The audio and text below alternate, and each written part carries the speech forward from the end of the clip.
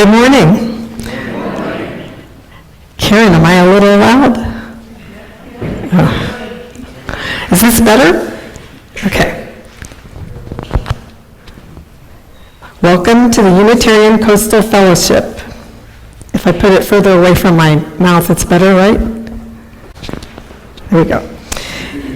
I'm Marilyn Cullison, your worship leader today, and I am here with worship committee members Jason Pesh and Karen Baggett, and they're assisting today.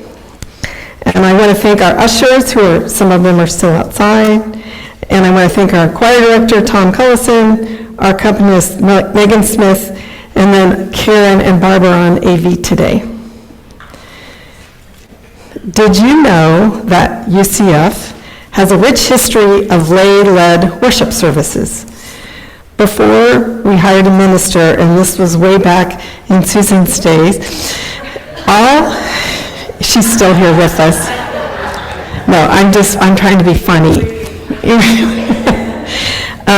All UCF members took turns sharing messages with everyone on usually like the fourth Sunday, and then they started doing it more often.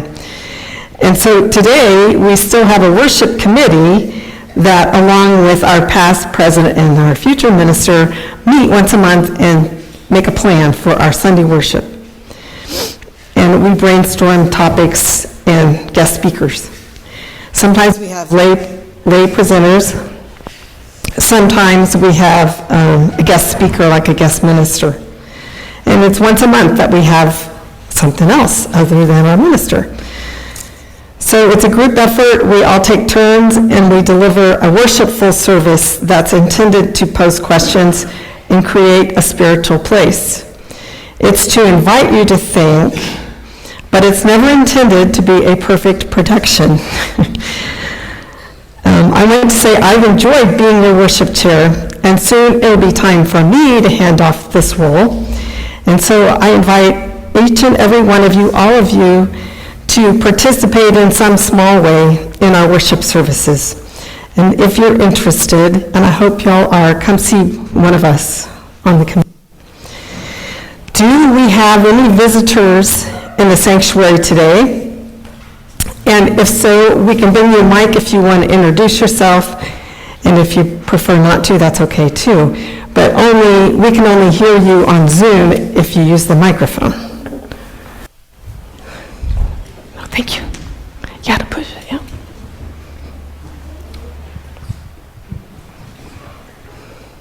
Hi, I'm Jan Kirkpatrick. Drew is our son. These are our beautiful, perfect grandchildren. This is our gorgeous daughter-in-law, Janet. We're delighted to be with you today. Thank you very much. Welcome. I'm David, and I'm here with Jan. Welcome. Welcome. Any other visitors? You can take it over to Karen and Barb. Thank you. So Karen and Barb are going to tell us who's on Zoom. Who's on Zoom? Nobody's on Zoom. Oh my gosh, we usually have Zoom. Just in case, hello. It's a first, no Zoom. So, and yeah, keep the mic. So, and I have another announcement or two. We now have many children playing together during coffee hour and at other times on Sunday mornings, which we are all so excited and happy about. So let's all work together to keep our children safe, because they are all our children. So ideally, one or two parents will be outside if the kids are playing outside. However, if you notice children playing outside or anywhere, and there doesn't seem to be an adult there with them, you can be that adult, and you can take your coffee and snacks and chat outside. That's so we have an adult nearby in case the children need any help. We invite everyone in the sanctuary to please silence your cell phones If you're sitting near the chancel, because we have choir mics today, if you wouldn't mind turning off your cell phone to avoid interference. And then if we have anyone on Zoom, please turn off your camera to conserve bandwidth. So now's our chance. Will everyone turn and greet one another?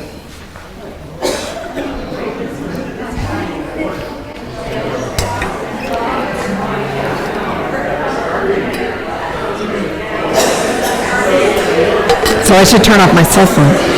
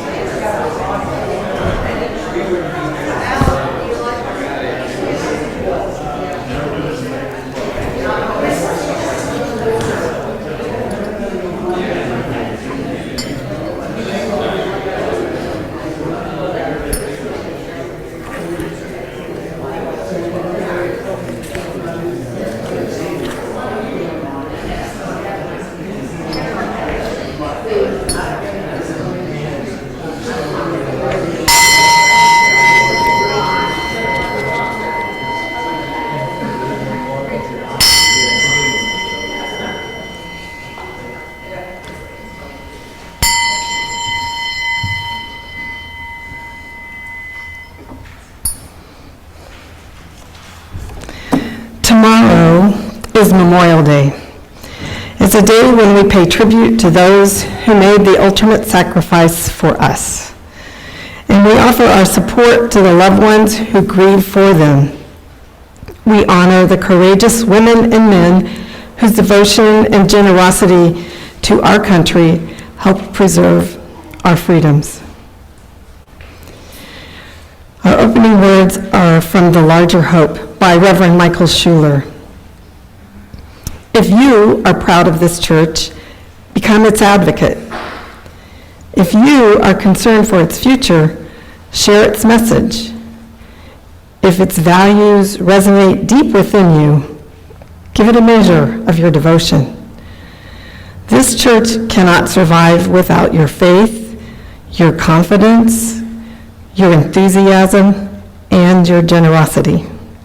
Its destiny, the larger hope, rests in your hands. Please join me in speaking together the words on the screen. Let us worship as a generous people. Come, let us worship together. Thank you.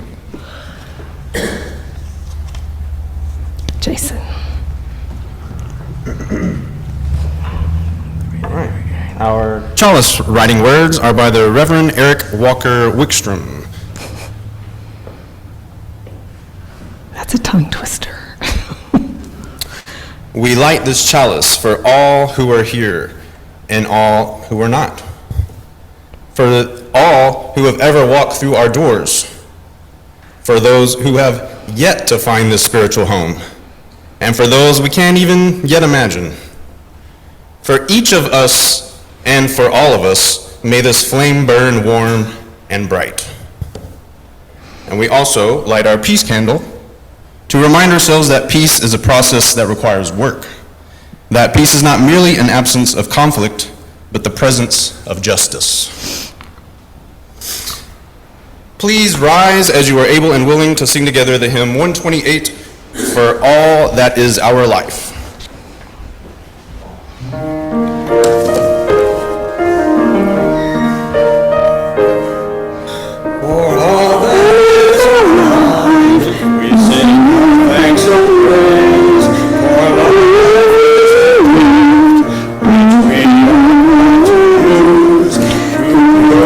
Common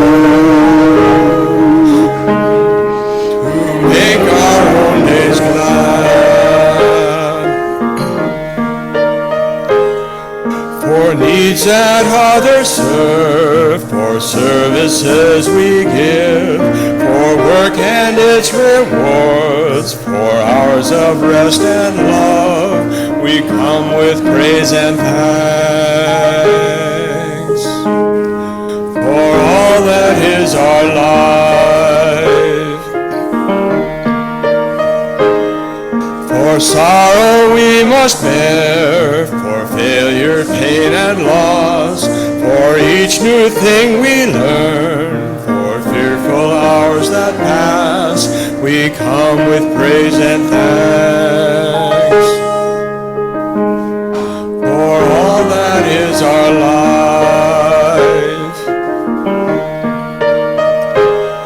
For all that is our life, we sing our thanks and praise, for all life is a gift which we are called to use to build the common good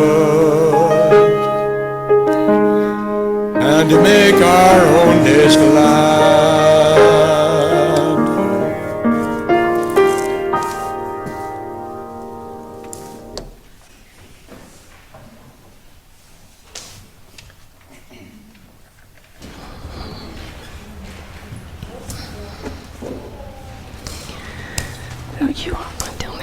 So I am going to invite all the young at heart to come down here to the front. We have something special today. We're going to make stone soup. And I have some helpers, Jason, Sarah, and all the kids, and anyone young at heart who wants to help us make stone soup. Stone soup. And you can sit in the chairs if you want, because I have a little story to tell first. Okay. So, once upon a time, there was a great famine. Does anybody know what a famine is? It's a time when there's no food. Food is scarce. There wasn't much to eat. The people in a town that we're talking about jealously hoarded all their food. They kept food out of sight. They didn't let anybody else see it. Whatever food they could find, they hid it from their neighbors and their friends. One day, a stranger walked into town and began asking questions. He was told, "There's not a bite to eat in the entire place. You better keep moving on," said the townspeople. The stranger said, "Oh, I have everything I need. In fact, I was thinking of making some stone soup to share with all of you." He showed everybody a big cauldron, a pot, and he filled it with water, and he built a fire under it, and we're pretending it with the water and the fire. And then with great ceremony, that is, he made a great deal of it, he placed his stone in the pot.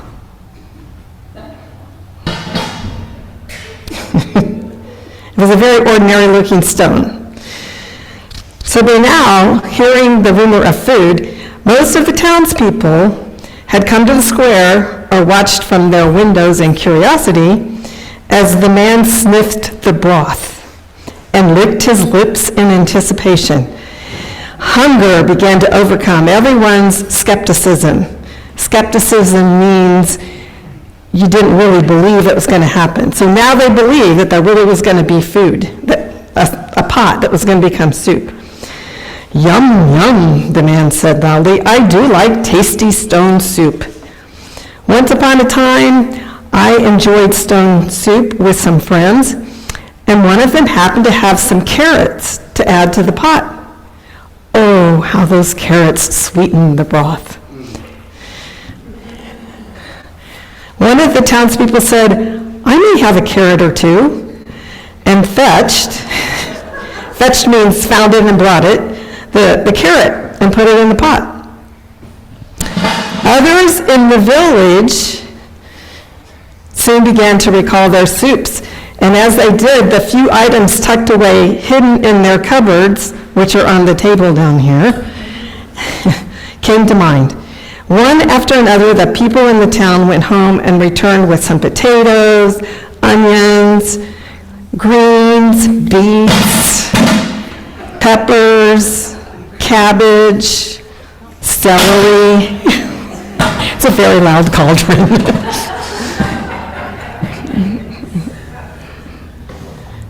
And soon, all the villagers brought the vegetables to the pot. As the story goes, the stone soup was a real delicious meal for everyone. From that day on, long after the famine had ended, people remembered the finest soup they'd ever eaten. So together, we've created stone soup, and our finished soup will be available after the worship service out in the social hall for all who wish to sample it. And I want to thank you all for being so generous. So you can go back to your seats, and then we'll have joys and concerns. Thank you, everybody.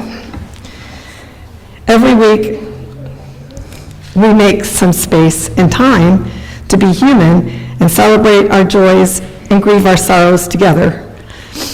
Should you wish to share a personal joy or concern about a person or persons in your life, there's a paper to fill out and place in the basket over here on the way to the chalice. After this ritual, I'll read the personal joys and concerns to the congregation. So we line up over by the wall, and we select stones or shells to represent our joys and concerns, and we gently place them into the chalice of water. And Megan will play piano. I invite you to our stones and water ritual. Is Barb on the Zoom today, or?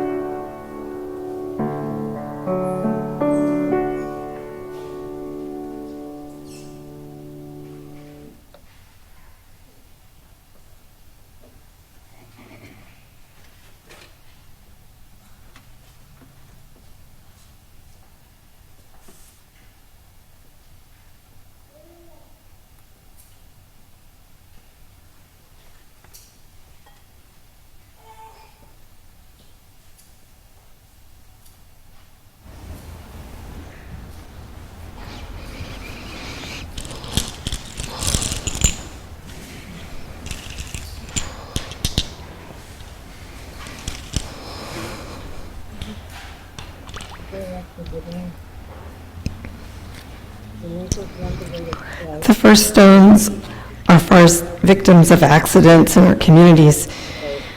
Last week, there was a really bad accident in Swansboro that shut down 24 for quite a while, and we're told that person will survive, thankfully. And this morning, there was a bad accident in Beaufort. Our thoughts and prayers are with those. And then finally, Friday night, there was a bad fire in Cedar Point that destroyed a furniture building and carpet flooring and some other part of that building were damaged. So our thoughts and prayers are with those people. Thankfully, no one was hurt.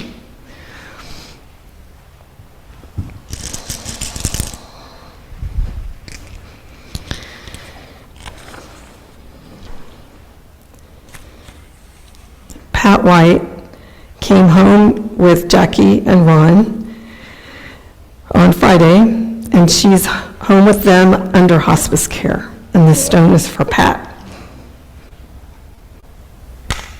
and her family.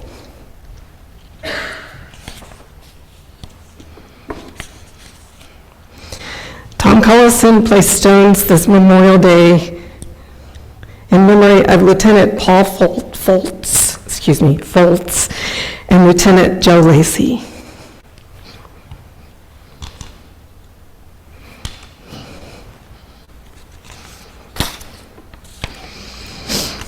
And with joy, we're announcing that Alan finished first grade.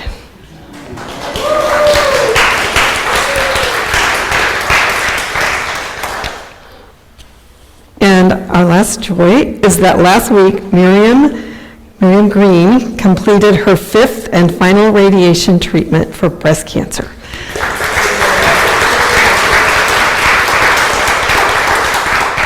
Miriam is cancer-free.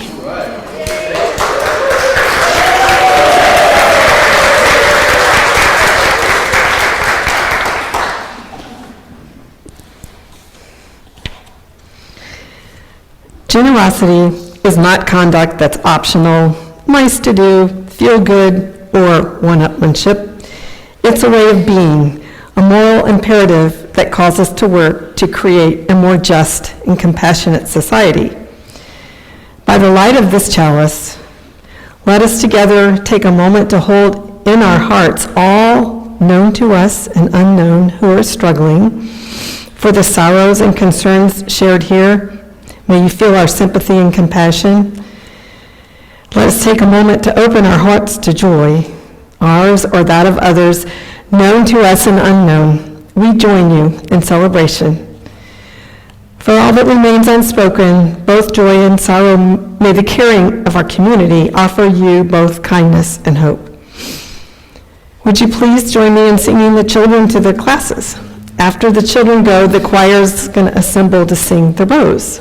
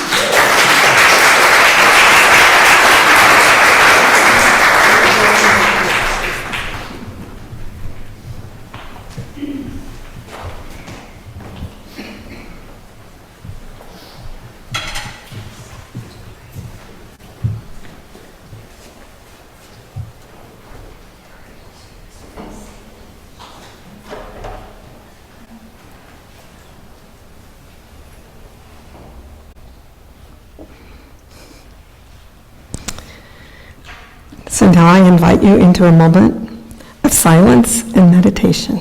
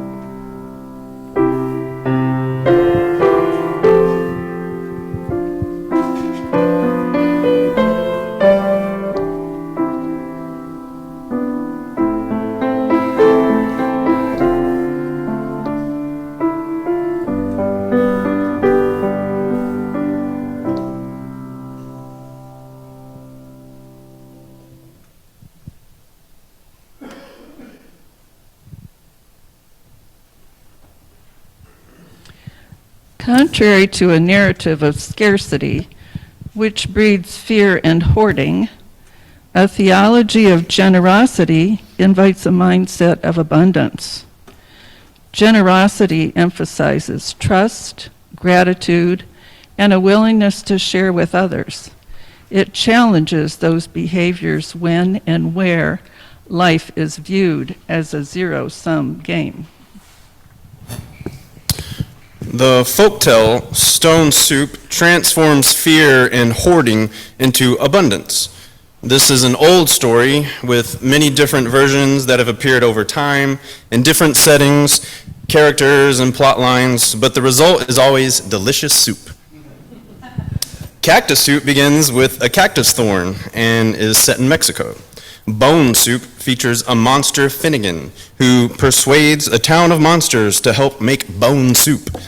Stone soup features three monks whose soup contains many delicious ingredients from China. Tumbleweed stew, this is from my neck of the woods. Tumbleweed stew is set in Texas, where Jack Rabbit uses a tumbleweed to get the soup started. All right, but anyway.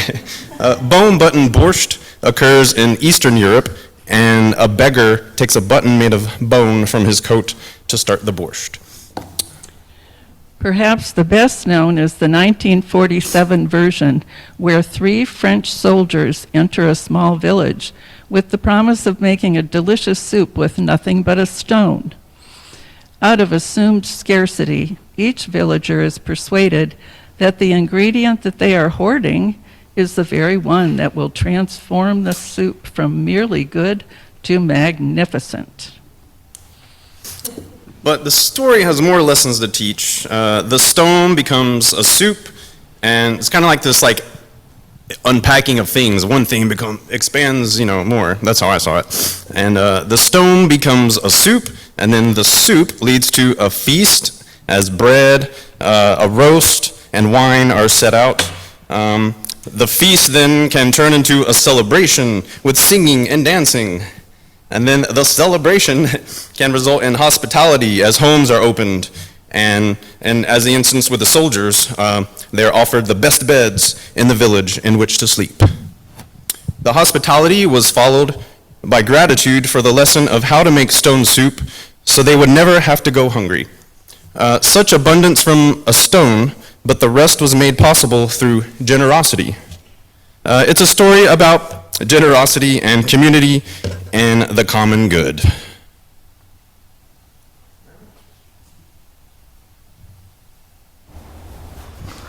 Thank you, Jason and Karen. So generosity is not merely an exchange of goods or resources, but a spiritual practice that acknowledges our interdependence with all beings. This is made manifest through stewardship, which emphasizes our responsibility to care for one another and for the earth. In the story Stone Soup, what if that scarcity had been real? So that makes us think about responsible management of resources, both individually and collectively. That's the first step. To approach the earth with generosity is to acknowledge that the earth is the prime source of generosity in our lives due to the magnificence, the massive scale, and the mystical nature of our creation. The only way to respond to her generosity is with our own.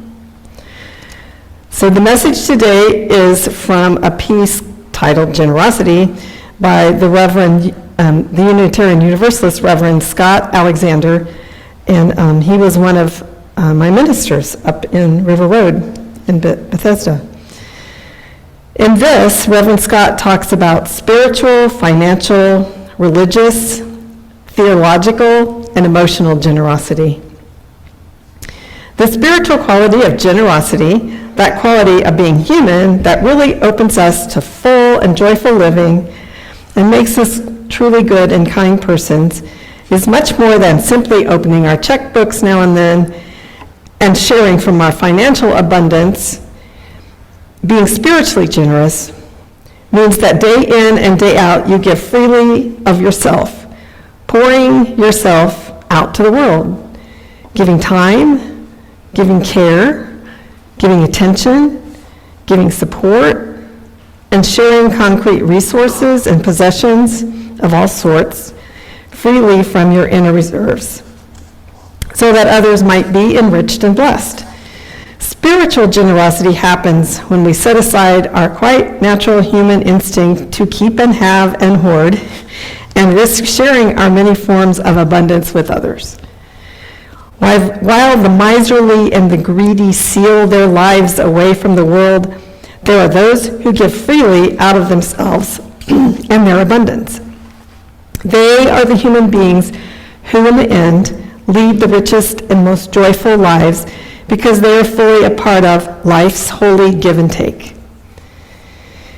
In addition to unstinting spiritual sharing out of the self for others, is another form of generosity. It's called emotional generosity, which simply means having an open and compassionate heart. Emotional generosity is the quality of being kind and welcoming and understanding persons around you.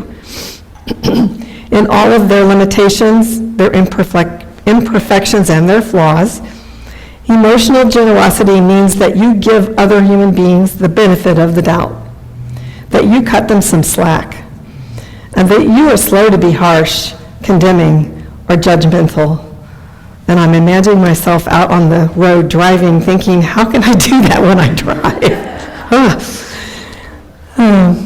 The only people who can be truly and naturally emotionally generous to others in their everyday living are those who know themselves well and deeply enough to understand and forgive their own limitations, their imperfections, and their flaws. Reverend Scott goes on to say, I am passionately persuaded that you can't be truly generous to others deep inside, where it really counts, if you think yourself somehow vastly, morally, or humanly superior to people around you. So a spiritual prerequisite to natural and ready and genuine generosity is a certain discerning modesty about the limits and flaws of your own humanity. All of this is by way of saying that one of the most important kinds of generosity a human being can possess, that kind of generosity that empowers them to live a kind and giving life on a daily basis, is that emotional generosity of the heart that sees other human beings, most especially those with whom we have some conflict, disagreement, or disappointment, not as some sort of wholly different species of pitiful earthly beings, but rather as fellow travelers, struggling to find their way in this universally difficult creation of ours. This kind of emotional generosity establishes the platform from which we get in the habit of freely sharing ourselves with others. And generosity also has a religious or a theological side to it. Generosity, the global quality of freely giving to the world and others from oneself and one's resources in abundance, is all about nurturing and extending the human quality of generosity. At its core, modern liberalism is rooted in generosity and compassion. It is this generous and caring and humane spirit that has also always animated our faith. The Reverend Burton Carley, who serves the UU Church of the UU Church of the River in Memphis, Tennessee, asserts that the very purpose of our gathering as a religious community is first and foremost to create generous lives. And he writes that the purpose of our church is not to give you, as some churches promise, the formula or secret to receive the generosity you believe you deserve from on high, but to create generous lives. The adventure of faith for us is not to have a strategic plan for obtaining blessings, but how to live a life that blesses others. There are many ways to be truly generous and charitable as a human being. There's spiritual generosity, the simple act of freely giving out of yourself on a daily basis that others might breathe more easily. There's financial generosity, the habit of returning a healthy portion of all that we earn back to human community of which we are a part. And there's religious or theological generosity, having a faith that affirms and upholds the worth and dignity of persons as they come in all their imperfectibility. And there is emotional generosity, possessing a kind and understanding heart that is graciously accepting of the humanness of others. I chose this topic from Touchstones because I was curious what other kinds of generosity the Unitarians were talking about when they have added this as one of the values of our faith. So I come to conclude that whenever we live with generosity, not only do we bless the world and other persons around us, we are ourselves quietly blessed. This is the holy miracle of generosity. So may it be, so mote it be. So would you please remain seated and join together in singing hymn number 1027, Cuando el Pobre. However, we will be singing it in English.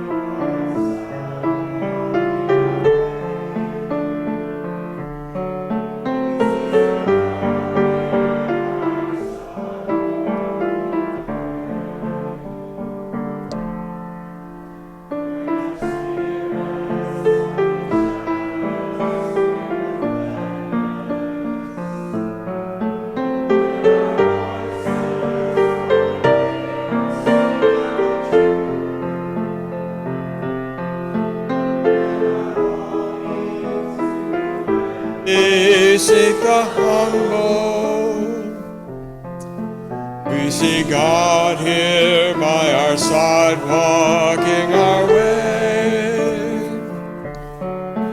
We see God here by our side, walking our way.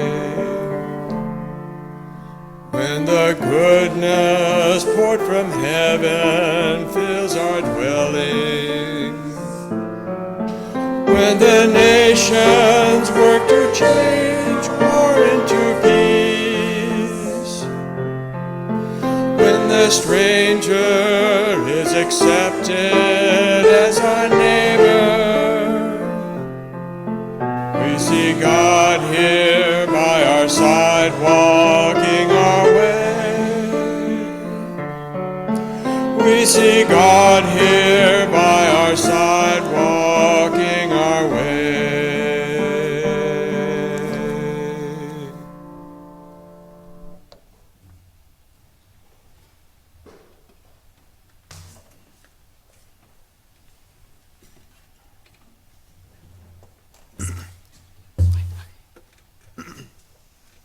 Every month we share our offering plate with a local charity or nonprofit. This month we are sharing the plate with Carteret Communities Theater's summer camp program. Let's see a show of hands. How many of you have been to a production at this theater? Anyone? Whoa, sweet. Many of you know that this organization was hit hard by Hurricane Florence when its newly renovated building was destroyed. But they have persevered and continue to provide entertainment to the community and wonderful opportunities for children in the area. This donation will help with purchasing props and supplies, as well as paying tuition for those who otherwise would not be able to afford the camp. I invite the greeters forward to collect today's offering.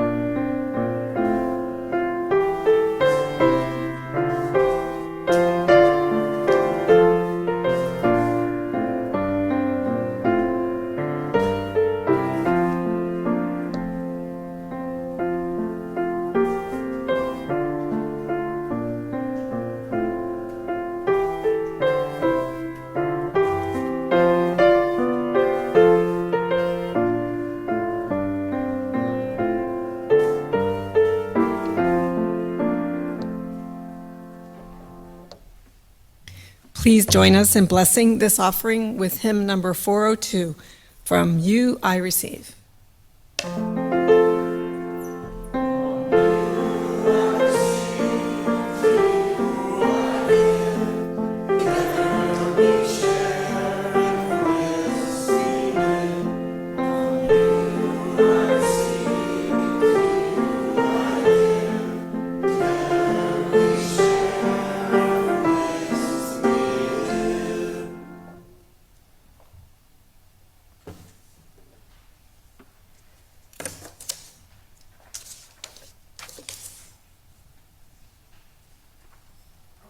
Okay.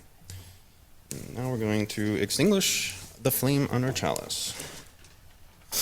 Okay, and all together. We extinguish this flame, but not the light of truth, the warmth of community, or the fire of commitment. These we carry in our hearts until we are together again. And now in Español. Extinguimos esta llama, pero no la luz de la verdad, el calor de comunidad, o el fuego de nuestro compromiso. Estos los llevaremos en el corazón hasta que estemos juntos otra vez. And now, please stand as you are willing and able for our closing hymn, 404, What Gift Can We Bring?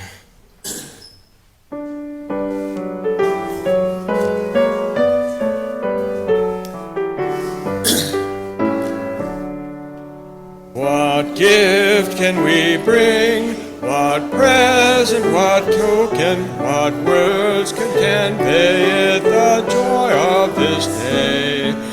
when grateful we come, remembering, rejoicing, what song can we offer in honor and praise? Give thanks for the past, for those who have vision, who planted and watered so dreams could come true. Give thanks for the now, for study, for worship, for mission that bids us turn prayer into deed. This gift we now bring, this present, this token, these words can pay it the joy of this day. When grateful we come, remembering, rejoicing, this song we now offer in honor and praise.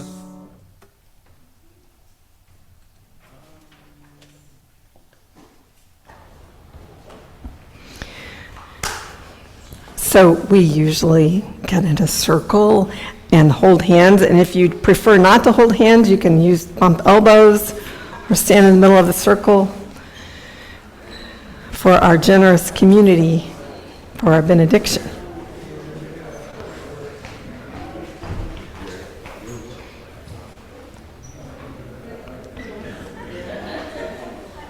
This is great. Oh gosh. Well, yay, a circle. We need the good news of our Unitarian Coastal Fellowship, liberal religion. And in the words of UU Reverend J. Leach, we need one another. This community, our nation, and our world need our radical, controversial, countercultural message that there are questions far, far more important than what's in it for me. That's it.